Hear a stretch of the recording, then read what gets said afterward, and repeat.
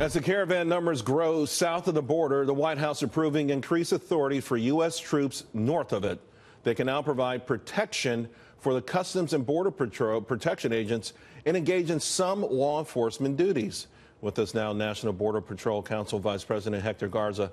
Hector, this news coming this morning, 58,000 troops to support the 2,000 border guards there already. We've seen some ugly scenes throughout Mexico, some clashes with authorities, local residents. Are you happy with the idea if it comes to that, at least you'll be able to get some support from U.S. troops?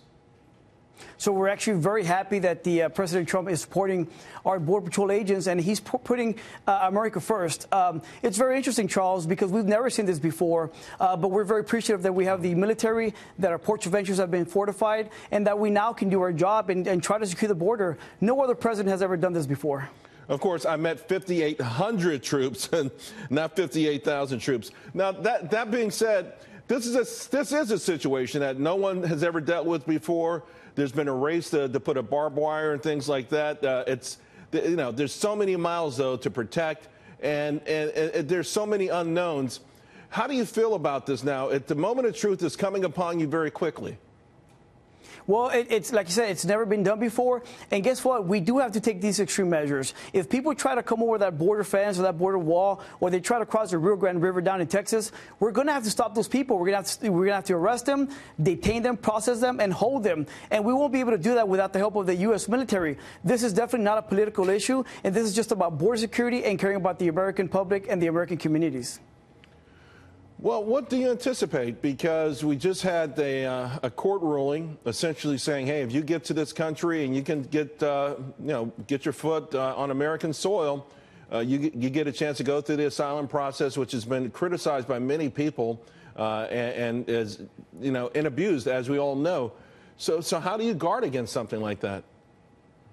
So we do expect for people to start crossing the border illegally. Our Border Patrol agents are ready. They've been trained. We do have our U.S. military members that are also at the ready to be able to process these people and detain these people, as a matter of fact.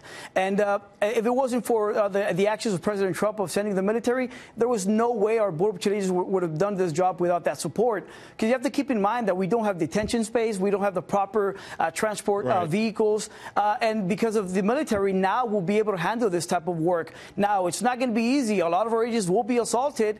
We know that there are a lot of criminals in this caravan, and we're just going to have to go out there and do our best. But the good thing is that our Border Patrol agents are properly trained, and they're probably the best out there. Your agency knows that you confirmed that there are criminals in this caravan that's approaching now. There's been speculation, but I've never heard that it's been proven. So there should be no speculation. What's interesting is that our U.S. government has great intelligence in this country, and we do have confirmed information that there are numerous criminals in this caravan. We know that there are people in this caravan that have been deported after serving time. As an example, our Border Patrol agents arrested a couple weeks ago an alien that had been convicted of murder in Austin, Texas, and days after he was deported, he was apprehended by our Laredo Border Patrol agents. So we know for a fact that these criminals, once they get deported, once they're coming from their countries, these gang members, we know that they're going to make it into the United States, or they're going to try. Real quick, Hector, they'll be met by our Border Patrol agents. Before we wrap it up, the overarching majority of these folks coming in, will it be catch and release, or catch and house in these temporary quarters that the military helped build? How are you going to handle them once they cross the border?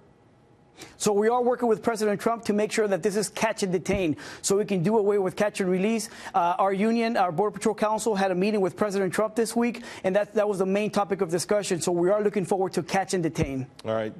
Listen, be careful. The world's watching, and we hope it goes peacefully. And everyone's thinking about you and your team. Thank you very much. Thank you, Charles.